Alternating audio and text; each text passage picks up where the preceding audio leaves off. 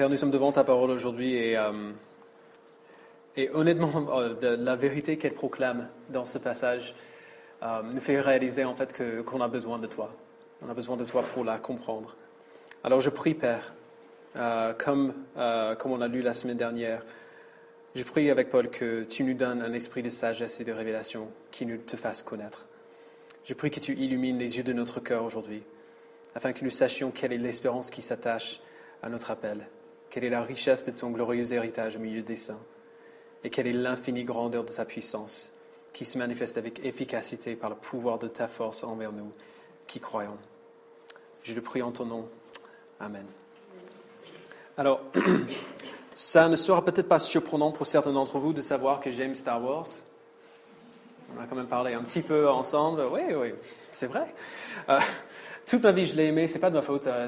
Mais mon père, je me rappelle bien, il m'a amené voir le 6e autour du Jedi quand j'avais genre 4 ans. J'étais beaucoup trop jeune, mais bon, on est allé voir quand même. Et depuis, j'étais accroché. Toute ma vie, je l'ai aimé. Et pas seulement Star Wars, mais tous les films, quasiment tous les films du même genre. Tout ce qui est science-fiction, action, aventure. Ces vieux westerns de Clint Eastwood, par exemple, j'aime bien aussi. J'aime bien ces choses. Mais tu ne convaincrais jamais ma femme de les aimer. Il y avait une année, pour mon anniversaire, elle a dit, ce soir, pour un cadeau pour toi, on va regarder tout ce que tu veux. Et je voulais tester le truc, parce que souvent, en fait, elle dit, on regarde ce que tu veux, et puis je recommande quelque chose, et elle fait, quand même, est-ce qu'on peut, autre chose, ce serait bien. Donc cette soirée-là, j'ai fait, pour une poignée de dollars, le vieux film de Clint Eastwood, et elle fait, OK. Et elle a regardé avec moi. C'est comme ça que je savais vraiment qu'elle m'aimait encore à cette époque-là. C'était quelques années après notre mariage. Alors, tu ne convaincrais pas Loane, ou ce serait impossible de la faire aimer ces choses. Elle va les supporter pour moi parce qu'elle m'aime, mais elle ne va pas aimer. Et je ne comprends pas pourquoi elle n'aime pas ça.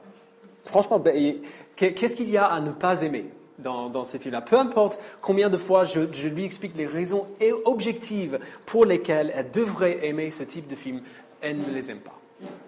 Alors voici ma question. Pourquoi est-ce qu'elle ne l'aime pas? Pourquoi est-ce qu'elle ne l'aime pas?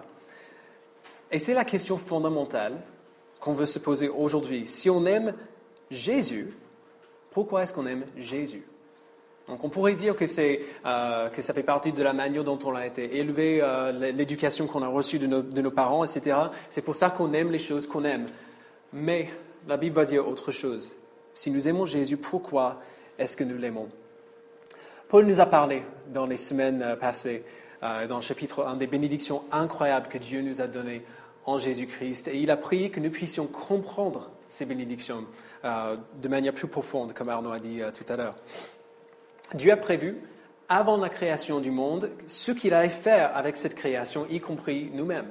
Il a créé le monde et il a déjà prévu, même avant de le faire, ce qu'il allait faire avec cette création.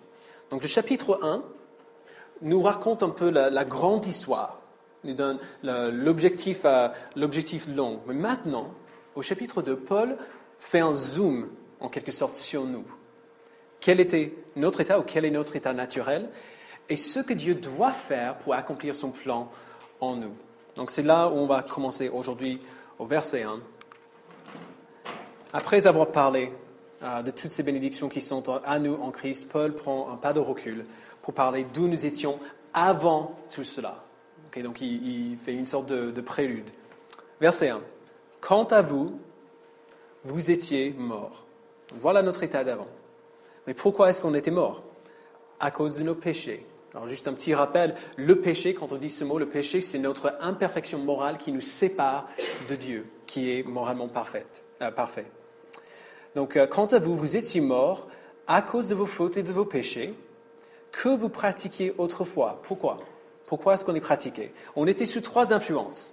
Donc, premièrement, le monde, verset 2, que vous pratiquiez autrefois conformément à la façon de vivre de ce monde. Okay, donc, c'était la première influence. Deuxièmement, on était aussi sous l'influence du diable, donc deuxième moitié du verset 2, conformément au prince de la puissance de l'air, donc c'est un autre terme pour le diable, de l'esprit qui est actuellement à l'œuvre parmi les hommes rebelles. Et troisièmement, on était sous l'influence de nos propres désirs corrompus. Verset 3. Nous tous aussi, nous étions de leur nombre. Notre conduite était dictée par les désirs de notre nature propre, puisque nous accomplissions les volontés de la nature humaine et de nos pensées. Alors, 3 influences. Le monde, le diable et nous-mêmes, nos désirs pécheurs. Et vers où ces influences nous dirigent-elles? Elles nous poussent au péché qui mène à la mort. Vous voyez un peu le trajectoire. Des influences qui nous poussent au péché, qui nous poussent à la mort. Vous étiez morts, il dit au verset 1. Dans notre état naturel, voici un peu la grande vérité qu'il faut voir ici. Dans notre état naturel, nous sommes tous spirituellement morts à cause de nos péchés. Donc les théologiens appellent ça la dépravation totale. Ce n'est pas un terme très gai. Ça ne veut pas dire, heureusement, que chaque être humain est aussi mauvais que possible. Okay? Ce n'est pas le cas. On sait bien qu'il y a des gens qui font de pires choses, entre guillemets, que d'autres personnes, des choses qui ont des conséquences dévastatrices autour d'eux. Ça veut dire plutôt que peu importe à quel point il semble bon, de point de vue humain, chaque être humain est entièrement incapable de plaire à Dieu. La dépravation totale veut dire ça. Chaque être humain, dans son état naturel, est complètement incapable de plaire à Dieu. Et nous-mêmes, on est incapable d'atteindre Dieu, d'être assez bon, entre guillemets, pour aller jusqu'à lui. Donc voilà la doctrine dont il faut se souvenir en premier lieu. Nous sommes tous dans notre état naturel, spirituellement morts. On ne peut pas plaire à Dieu, on ne peut pas répondre à lui, on ne peut pas entendre sa voix, on ne peut pas le suivre. Et encore plus, on ne peut pas vouloir le suivre. Ce n'est pas seulement une vérité qui a un impact sur nos actes, mais aussi la dépravation totale nous dit que nous sommes incapables de vouloir ce que nous devrions vouloir. Nous sommes incapables d'aimer ce que nous devrions aimer. Naturellement, personne ne désire suivre Dieu.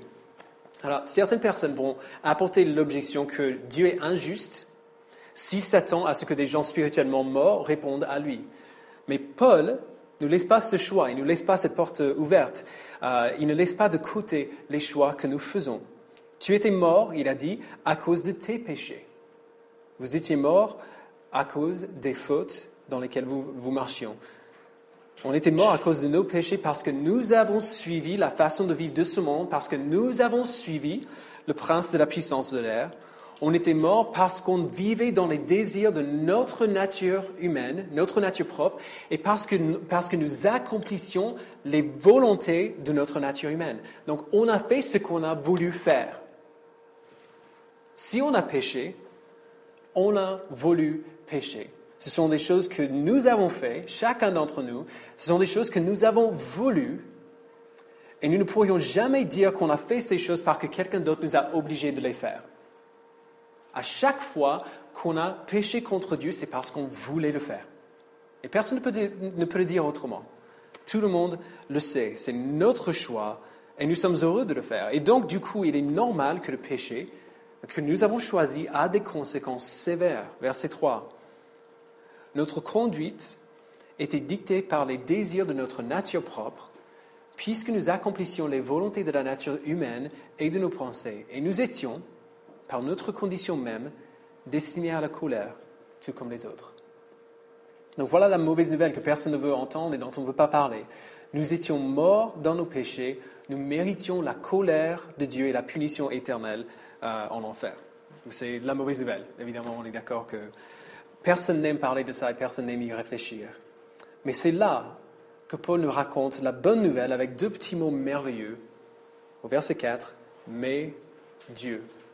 Dans la Bible, à chaque fois qu'il y a une mauvaise nouvelle, il y a toujours un « mais Dieu ». À chaque fois.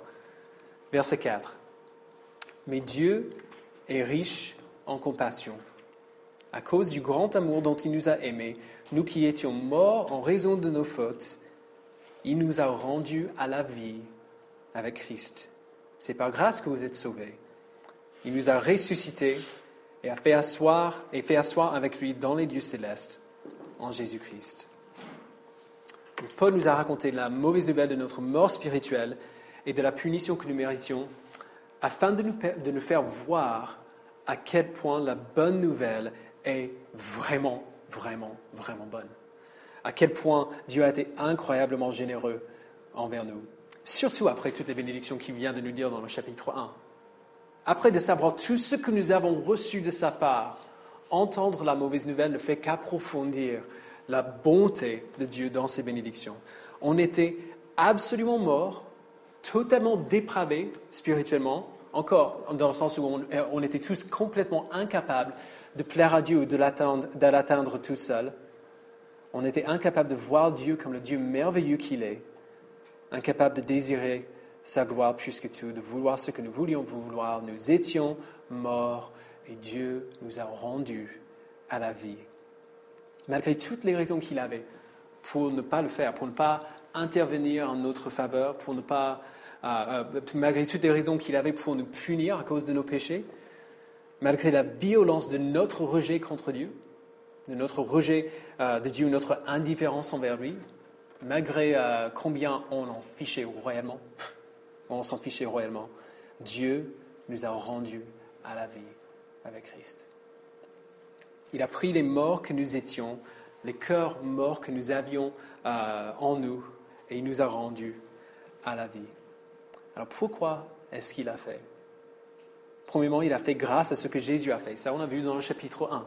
Donc, si on revient un petit peu, si vous avez les Bibles devant les yeux, au chapitre 1, et verset 7, il dit « Par son sang, donc le sang de Jésus, nous sommes rachetés, pardonnés de nos fautes. » La seule manière dont Dieu pouvait être juste, tout en nous ramenant à la vie, c'est en punissant notre péché d'une autre manière. Il fallait que la justice soit faite, il fallait que nos fautes et nos péchés, notre rébellion soient punis, mais il voulait nous montrer de la compassion. Et donc, plutôt que de nous punir pour ce que nous avions fait, il a puni Jésus pour ce que nous avions fait. Il a pris toutes nos fautes, tous nos péchés, il les a mis sur Jésus et il l'a puni à notre place. Alors maintenant, puisqu'il a puni notre péché dans la personne de Jésus, il ne reste plus aucune colère de Dieu pour nous. Il a tout versé sur Jésus. Jésus a tout absorbé. Toute la colère de Dieu contre nous, il a absorbé complètement comme une éponge. Et il ne reste plus aucune colère de Dieu pour nous. Donc ça veut dire que ce que Christ a fait a été dans un sens transféré à notre compte. Lorsque la maman de Loan est décédée, ses comptes bancaires ont été transférés à son mari et à ses enfants. Tout ce qu'elle avait avant leur appartenait désormais. Tout ce que Jésus a fait à la croix, à sa mort, a été attribué à nous, a été transféré à notre compte. La mort de Jésus était essentiellement notre mort au péché, et sa résurrection d'entre les morts était essentiellement notre résurrection. Son exaltation, comme on a vu le dimanche dernier, était notre exaltation avec lui. Donc ce mot veut dire que Dieu l'a fait asseoir, il a élevé, il a fait monter au ciel, il a fait asseoir à côté de lui au paradis. Et donc notre place avec Jésus est assurée pour toute l'éternité. Notre place avec Jésus au paradis est assurée pour toute l'éternité parce que la place de Jésus au paradis est assurée pour toute l'éternité. Vous voyez, tout ce qui est à lui est maintenant à nous.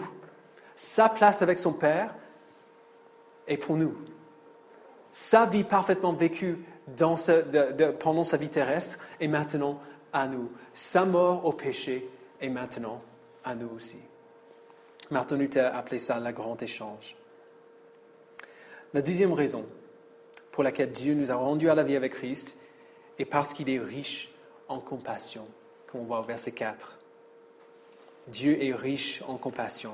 On imagine souvent que Dieu est une sorte de tyran colérique qui vit dans le ciel et qui essaie tout le temps d'empêcher des gens de s'amuser. Vous avez déjà eu cette impression que Dieu est là, juste en train de chercher quelqu'un qui s'amuse pour l'arrêter aussi rapidement que possible, qui est prêt à faire tomber de la foudre à la moindre provocation. Donc même juste le fait de penser un gros mot, ça va tomber. Mais même si Dieu est en colère contre notre péché, on a bien vu, donc il ne faut pas l'ignorer. Même si c'est vrai qu'il est en colère contre les pécheurs à cause de leur péché, sa motivation principale n'est pas la colère. Sa motivation première n'est pas la colère, mais la compassion. Il doit punir parce qu'il est juste, mais il est riche en compassion, alors il veut montrer de la compassion à ses enfants. Troisièmement, il nous a rendus à la vie à cause du grand amour qu'il nous a aimés. Verset 4 encore. À cause du grand amour dont il nous a aimés, nous qui étions morts en raison de nos fautes. Alors, non seulement Dieu punit Jésus au lieu de ses enfants, ce serait déjà suffisant, il les aime aussi. Ça semble évident de le dire, on parle toujours de Dieu qui est amour, mais bon, on a du mal parfois à le croire. On a du mal parfois à le réaliser. Combien d'entre vous ont des frères et sœurs? Ok. Vous avez tous, à mon avis, pour la plupart, vous avez tous fait l'expérience d'une période dans votre enfance où, bon, vous vous aimez, mais pas trop quand même. Donc, on s'aime et on doit le dire parce qu'on est frères et sœurs, donc bien sûr qu'on s'aime, mais on ne s'aime pas trop. Vous savez de quoi je parle. On imagine souvent que c'est comme ça que Dieu nous aime. Il nous aime parce qu'il doit le dire, il doit nous aimer, mais bon, il ne nous aime pas trop. On imagine qu'il nous pardonne parce qu'il est obligé de le faire, parce qu'il a promis qu'il allait le faire, mais qu'il n'en est pas vraiment heureux parce qu'on est tellement horrible. Parce qu'on est tellement, pas doué pour la sainteté. Il faut le savoir, il faut le croire. Dieu ne regrette pas de t'avoir sauvé. Il n'a pas fait une erreur. Il ne t'a pas sauvé par accident. Il savait ce qu'il achetait quand il a envoyé son Fils à la croix pour toi. Il savait très bien ce que tu serais. Il savait très bien à quoi ressemblait ta vie avant, et il savait très bien à quoi ressemblerait ta vie après. Il n'a pas fait une erreur. Il ne regrette pas de t'avoir sauvé. Et si tu as encore un doute à ce sujet, regardez à la manière dont Paul le dit, encore verset 4. À cause du grand amour dont il nous a aimés, nous qui étions morts en raison de nos fautes, l'amour qu'il avait pour nous, il l'avait déjà avant qu'on fasse quoi que ce soit de bien, avant qu'on fasse quelconque progrès vers lui. Il nous aimait déjà. Il savait à quoi on ressemblerait. Il savait ce qu'il faisait. Il nous a aimés déjà bien avant qu'on fasse quoi que ce soit de bien ou de mal, bien avant qu'il ait fait quoi que ce soit pour nous transformer. Et grâce au sacrifice de Christ, grâce à sa miséricorde, grâce à son amour, il nous a rendus à la vie avec Christ. Alors, qu'est-ce que ça veut dire? C'est ça la grande question d'aujourd'hui. Qu'est-ce que ça veut dire qu'il nous a rendus à la vie? À quoi ça ressemble? Vous avez entendu parler des chroniques de Narnia? Il y a des livres, il y avait des films qui sont sortis il y a quelques années. L'auteur de ces livres était un chrétien. Il s'appelait C.S. Lewis. Et il a raconté l'histoire de sa conversion dans un livre que je ne crois pas existe en français, qui s'appelle Surprised by Joy. Peut-être il existe, mais bon. Il s'appelle comment? Surpris par la joie? Bon. En tout cas, j'ai le livre en anglais à la maison si vous voulez jeter un coup d'œil. Il était brillant. C'était un homme absolument brillant. Il était professeur de littérature médiévale en Angleterre et il était athée. Pendant la plupart de sa vie, il était athée. Et même si dans son livre, il parle beaucoup du cheminement qu'il a fait pour arriver à croire en Dieu, pour se convertir, le moment où tout a changé pour lui n'avait rien à voir avec son intellect. En fait, n'avait rien à voir avec un raisonnement intellectuel qu'il a fait pour y arriver. Il dit simplement qu'il est monté un jour dans un bus pour aller quelque part. Et quand il est monté dans le bus, il était athée. Quand il est descendu du bus, il était croyant. Il ne sait pas du tout comment ça s'est passé. Il a dit que le choix s'est présenté à lui tout seul, il ne réfléchissait même pas à ce sujet. il a avoué que le choix s'est présenté à lui, le choix d'ouvrir son corps à Dieu, que ce choix est venu de manière complètement indépendante et que ce choix a été en fin de compte irrésistible pour lui. C'est ce qui se passe pour nous tous. Dieu nous ramène à la vie, c'est-à-dire il nous donne de nouveaux cœurs, il nous donne de nouveaux yeux, il nous donne la foi. On vient de le chanter. Aveugle, mais je crois. J'étais perdu, maintenant j'ai le pardon. J'étais aveugle, mais maintenant je crois. Est-ce qu'un aveugle peut choisir de ne plus être aveugle? Est-ce qu'un mort peut choisir d'être vivant? Il doit y avoir quelque chose qui se passe avant. Quand Dieu nous ramène à la vie, il nous donne la foi, il nous donne de nouveaux yeux pour voir. Avant, l'Évangile nous paraissait comme une folie, mais maintenant, d'un coup, il ne paraît pas si fou que ça. D'un coup, on ne le voit pas comme une folie, mais comme la vérité, comme la vie, même malgré nous parfois. On n'a pas envie de trouver du sens dans l'Évangile, mais malgré tous nos efforts pour aller dans notre sens, on le voit et on le voit comme la vérité pour la première fois. Dieu ne fait que prendre nos cœurs dépravés, qui sont incapables de désirer ce que nous devons désirer, et il les remplace par de nouveaux cœurs vivants qui le désirent. Lorsque l'Esprit de Dieu nous rend à la vie, il ne force pas nos mains, il n'en a pas besoin. Tout ce qu'il fait, c'est ouvrir nos yeux, c'est ouvrir nos cœurs, afin qu'on voit l'Évangile comme la vérité et non pas comme de la folie. Et c'est là d'ailleurs l'essence de la liberté chrétienne. On parle souvent de la liberté chrétienne. La liberté chrétienne n'est pas la liberté de faire tout ce qu'on veut, mais la liberté de enfin vouloir ce qu'il faut vouloir. La liberté de désirer ce que nous devons désirer. On ne peut pas le faire tout seul. La liberté chrétienne, c'est Dieu qui nous donne la foi, qui nous rend à la vie pour enfin désirer ce que nous devons désirer. Et donc, quel était son but? Quand il a fait ça, quel était son but? On a déjà vu dans le chapitre 1, au verset 6, que son but ultime de notre salut, c'était pour que nous célébrions la gloire de sa grâce. On a vu ça il y a quelques semaines. Mais maintenant au verset 7, Paul nous donne un but secondaire qui n'est pas moins extraordinaire pour cela. Verset 7, « Il a fait cela afin de montrer dans les temps à venir l'infinie richesse de sa grâce par la bonté qu'il a manifestée envers nous en Jésus-Christ. » Alors pensez à ce qu'il dit. Il a fait cela afin de montrer dans les temps à venir, autrement dit, pour l'éternité, l'infinie richesse de sa grâce. On a reçu tant de grâce de sa part, comme on l'a vu depuis quelques semaines. On a été choisis, adoptés, rachetés, pardonnés de nos fautes, rendus à la vie pour le savoir et pour le croire. Mais la grâce de Dieu n'est pas un événement. Ce n'est pas un truc qui s'est passé un jour. Ce n'est pas comme si parce que Dieu nous a montré de la grâce dans le passé, on a reçu tout ce qu'il y a à recevoir. La grâce de Dieu pour nous continue aujourd'hui et continuera pour toujours. On n'épuisera jamais les richesses de sa grâce envers nous. Donc ça veut dire deux choses. Premièrement, ça veut dire que pendant toute l'éternité, on sera bénéficiaire de la grâce que nous avons reçue dans le passé, de la grâce qui nous a déjà montrée à la croix. Donc, par exemple, je me suis marié avec Loan il y a 12 ans et demi, à peu près. On s'est mariés à la plage en Floride.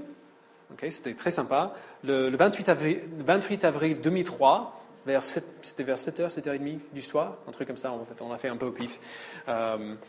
La cérémonie a pris à peu près une demi-heure. Ce jour-là, elle m'a donné un cadeau formidable. Elle a tenu mes mains et a promis de m'aimer et d'être fidèle à moi jusqu'à sa mort ou jusqu'à la mienne. Donc c'était un événement qui a eu lieu un jour précis. Le 28 avril 2003, ça s'est passé. Mais je suis encore bénéficiaire de ce cadeau qu'elle m'a fait ce jour-là. Ce n'est pas comme si l'événement s'est passé et là, du coup, c'est fini. Non, je me réveille et la femme que j'aime est là. Je vais à l'église et elle est devant moi. Je rentre à la maison et elle est avec moi. Je me couche, elle est à côté de moi. Je ne peux pas imaginer ce que je ferais si elle n'était pas là. Elle était partie en Normandie cette semaine. Je deviens un peu fou à chaque fois que Lohan et Jack partent pour la semaine. Je ne sais pas quoi faire avec moi-même. Je suis un petit peu perdu. Un jour, elle m'a dit qu'elle m'aimait et elle s'est mariée avec moi. Et je reçois encore les bienfaits de ce jour-là, de ce cadeau-là, de son amour pour moi tous les jours, toutes ces années plus tard. J'en bénéficie encore. La mort de Jésus à la croix était aussi un événement qui a eu lieu un jour, il y a un peu plus de 2000 ans, à Jérusalem. Donc un événement qui a eu lieu à un moment précis, à un lieu précis. Mais nous sommes encore bénéficiaires de cet événement toutes ces années plus tard et nous continuerons à être bénéficiaires de cet événement pendant toute l'éternité. C'est par la mort et la résurrection de Jésus que nous sommes réconciliés avec Dieu et nous le serons pour toujours, comme on a vu. Mais ce n'est pas tout. C'est pas tout. La traduction française des Bibles que vous avez entre les mains est un peu trompeuse ici, parce que la version originale n'a pas de passé. Il n'y a pas de passé. Ce n'est pas afin de montrer dans les temps à venir l'infinie richesse de sa grâce par la bonté qu'il a manifestée envers nous en Jésus-Christ. C'est afin de montrer dans les temps à venir l'infinie richesse de sa grâce par sa bonté envers nous en Jésus-Christ. Dans l'original, le seul temps qu'on voit, c'est le futur. Si je peux retourner à Lohan pour donner un autre exemple. Depuis le début de notre mariage, j'ai dû demander pardon à Lohan plusieurs fois. La plupart du temps pour des petites choses, occasionnellement pour des fois où vraiment je l'ai blessée. Et elle m'a toujours pardonné. C'était difficile, c'était douloureux, mais elle m'a toujours pardonné. Et savoir cela, comprendre la grâce qu'elle m'a montrée dans le passé, me donne l'assurance que si jamais, j'espère que non, je prie que non, mais si jamais je dois encore lui demander pardon dans l'avenir, elle me pardonnera aussi. Elle sait déjà les pires choses sur moi et elle m'a pardonné pour ces choses. Et donc je sais, j'ai l'assurance qu'elle me pardonnera aussi dans l'avenir. Je n'ai plus besoin de m'inquiéter de cela. Vous voyez ce que je veux dire? Ce sera peut-être douloureux, ce sera difficile si ça se passe de nouveau. Mais je n'ai pas besoin de me poser la question de ce qu'elle va faire.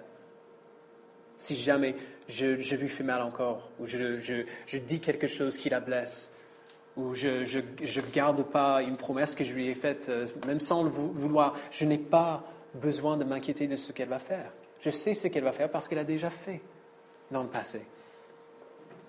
Et ça, c'est pour un mariage qui est imparfait, une relation qui est imparfaite.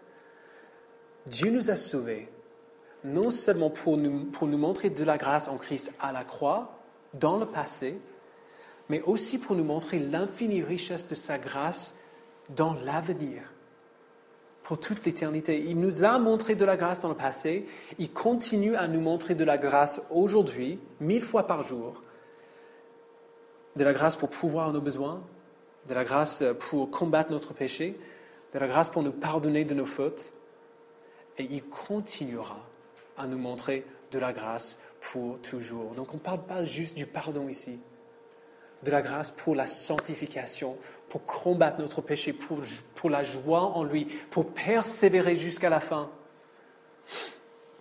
On n'a plus besoin de nous inquiéter de ce que Dieu va faire avec nous. On n'a plus besoin de nous inquiéter, on le sait. On est déjà assis dans les lieux célestes avec Christ, comme on a vu. On est déjà aimé de Dieu, on est déjà pardonné et adopté dans sa famille. On n'a plus besoin d'avoir peur. Si Dieu nous a montré cette grâce dans le passé, il continuera à nous montrer cette grâce dans l'avenir. Alors, on était morts dans le péché, et quand même, Dieu nous a rendus à la vie avec Christ. Et maintenant, Paul donne une sorte de phrase sommaire. Donc, il termine avec ça. Un résumé de tout cela, en une déclaration facile à comprendre et facile à mémoriser d'ailleurs. Si vous avez envie de mémoriser un verset biblique, Éphésiens chapitre 2, versets 8 et 9. Verset 8, « En effet, c'est par la grâce que vous êtes sauvés, par le moyen de la foi, et cela ne vient pas de vous. C'est le don de Dieu, ce n'est pas par les œuvres, afin que personne ne puisse se vanter. » Alors, comment est-ce qu'on est sauvé? comment est-ce qu'on est sauvé? Est-ce que c'est en faisant suffisamment de bonnes choses? Non, ça ne peut pas être ça parce qu'on a vu qu'on était morts dans nos fautes et les morts ne peuvent pas faire le bien. Est-ce que c'était en faisant les bons choix? Ça ne peut pas être ça non plus parce que les morts ne peuvent pas faire de bons choix.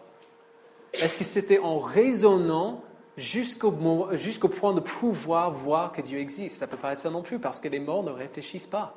Les morts ne peuvent pas trouver la vérité par la raison. Est-ce que c'est en ayant la victoire sur le diable? Non, parce que les morts ne peuvent pas se battre. Est-ce que c'est en renonçant au péché de nos vies, en faisant assez bien pour avoir une vie morale? Ça ne peut pas être ça non plus, parce que en tant que mort, les seules œuvres qu'on peut accomplir sont des œuvres mortes. Les morts ne peuvent rien faire d'autre que pécher. Alors, comment est-ce qu'on est sauvé? La plupart des chrétiens diraient qu'on est sauvé par la grâce, au moyen de la foi. Okay? Souvent, quand on en parle, là, vous avez bien répondu, c'est bien parce que vous avez le texte devant les yeux, mais souvent, le réflexe naturel, c'est de dire on est sauvé par la foi. N'est-ce pas? Quand on nous pose la question, comment est-ce qu'on est sauvé? On est sauvé par la foi.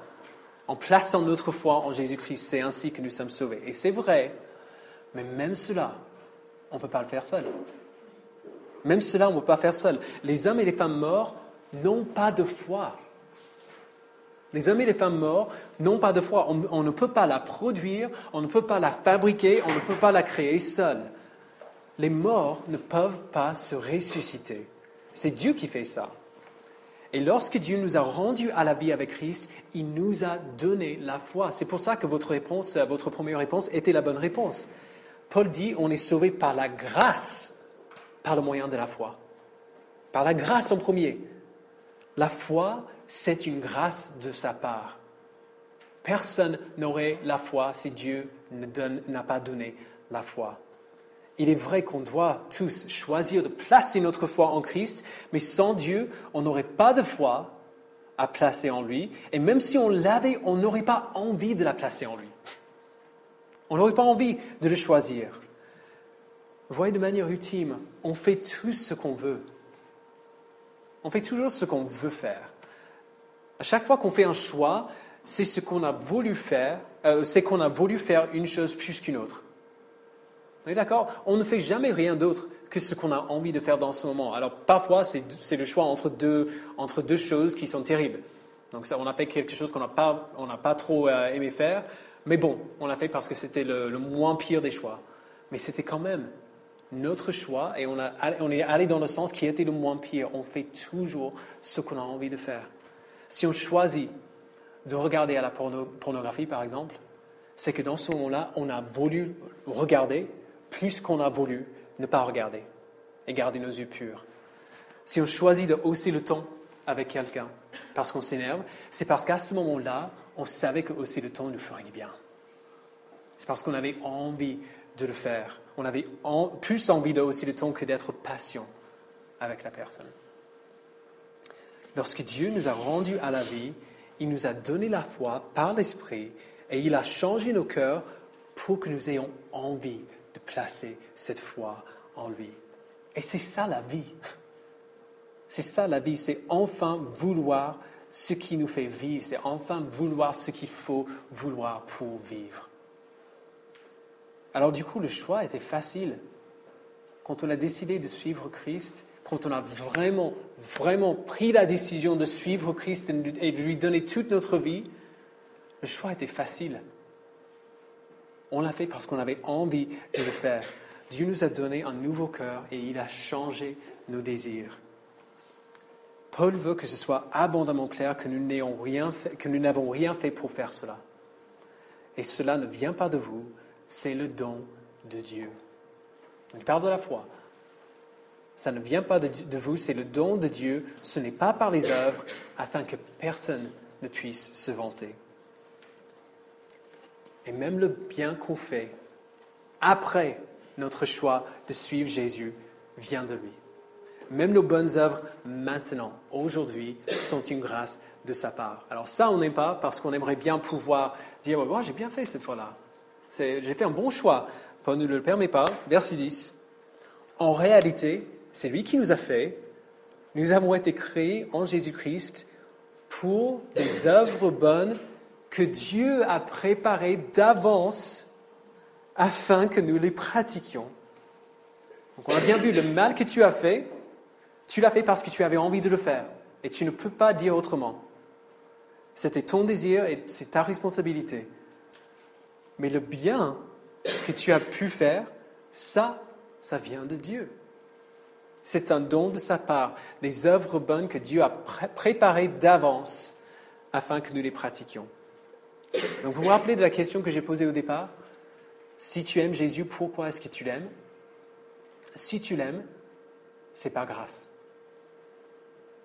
Si tu aimes Jésus, c'est par grâce. Si tu le suis, c'est par grâce. Si tu veux mettre à mort ton péché, c'est par grâce. Si tu fais des progrès dans la foi, c'est par grâce aussi. Tout est un don de sa main. Tout est grâce. Alors, qu'est-ce qu'on fait avec tout cela? Qu'est-ce que ça veut dire pour nous? On pourrait parler des implications de cela de ce passage pendant des heures et des heures. D'ailleurs, on va en parler dans les réunions de communauté. Mais pour faire court aujourd'hui, j'aimerais juste voir deux implications pour les croyants et deux implications pour ceux qui ne sont pas croyants aujourd'hui. Donc, premièrement, pour le croyant. Tout est grâce, donc sois reconnaissant. C'est simple, mais il faut le dire. Sois reconnaissant. On devrait être reconnaissant de ces choses. On a tellement tendance à voir ce qui ne va pas, alors que vraiment, on a tout reçu de sa part. Toute bénédiction spirituelle dans les lieux célestes, il a dit dans le chapitre 1. On a tout ce qu'il nous faut. Sois heureux dans le Seigneur. Regarde à ce dont il t'a sauvé et vers quoi il t'a sauvé. Laisse ces vérités créer en toi un cœur d'une telle gratitude que te plaindre pour quoi que ce soit semble un peu ridicule après. Les plaintes devraient nous sembler un petit peu ridicules. Après tout ce qu'on a reçu de sa main, nous plaindre de quoi que ce soit, quand même, c'est un peu cherché. Un peu exagéré. Il nous a bénis en Christ de toute bénédiction spirituelle, alors vivons comme si c'était vrai. Deuxièmement, tout est grâce, sois humble. Si ces choses sont vraies, tu n'as aucune raison pour être fier pour le bien que tu as pu faire. Il est tragique que certains chrétiens prennent un regard hautain envers les non-croyants pour ne pas être aussi bons qu'eux, que les chrétiens prennent cet air tellement méprisant avec la communauté homosexuelle, par exemple. C'est honteux. C'est honteux la manière, même si on est d'accord avec la raison pour laquelle ils ne sont pas d'accord avec eux, la manière dont on en parle et la manière dont on voit nos voisins est honteuse. C'est ridicule parce qu'en réalité, la plupart des croyants sont tout à fait aussi bons, la plupart des non-croyants sont tout à fait aussi bons que nous, sinon mieux. Ils sont plus gentils, ils sont plus agréables, ils sont plus serviables. En fait, toutes les choses que la Bible nous appelle à être, dans plusieurs domaines, les non-croyants sont souvent mieux que nous. On est tous au même niveau. On est tous dans le même cas de figure.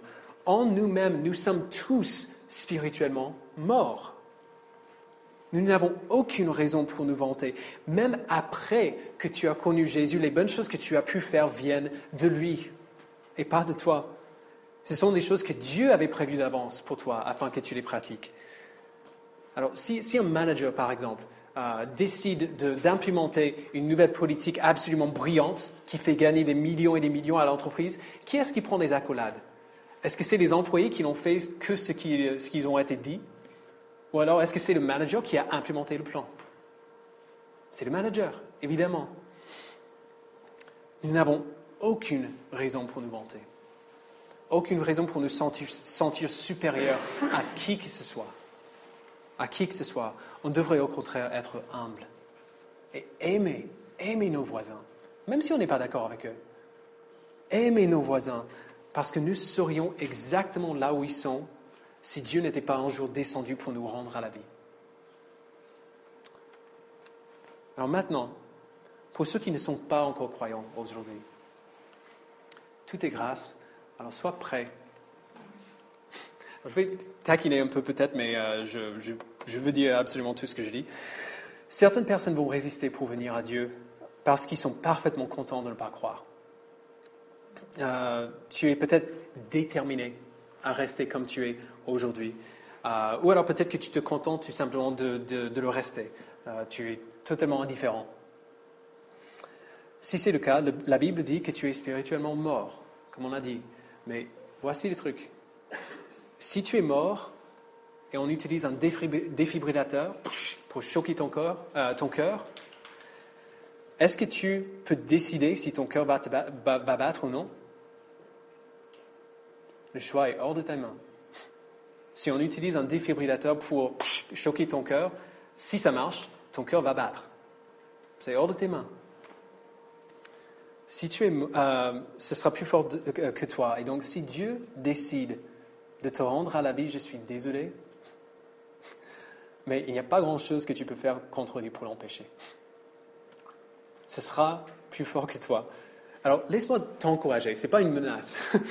Laisse-moi t'encourager. Si tu as l'impression d'être attiré vers Dieu, même un peu malgré toi, tu n'as pas trop envie de le faire, de par l'éducation ou la culture ou les amis ou je ne sais pas quoi, tu n'as pas trop envie de le faire, mais tu vois un peu de sens quand même dans l'évangile que tu entends prêcher.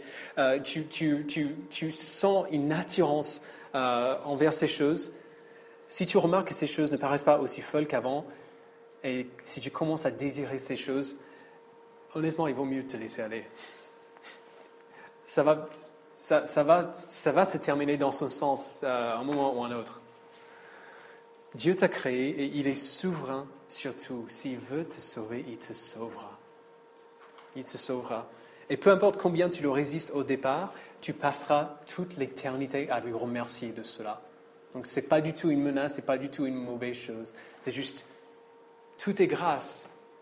Notre vie en Christ vient de sa main. Alors, soyez prêts, sois prêts.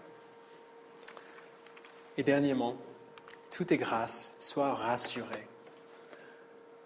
D'autres personnes vont résister pour venir à Dieu parce qu'ils ont peur d'être rejetés par lui. Ils ont peur de voir Dieu ou d'entendre Dieu qui dit « Non, je suis désolé, mais tu es juste trop mauvais.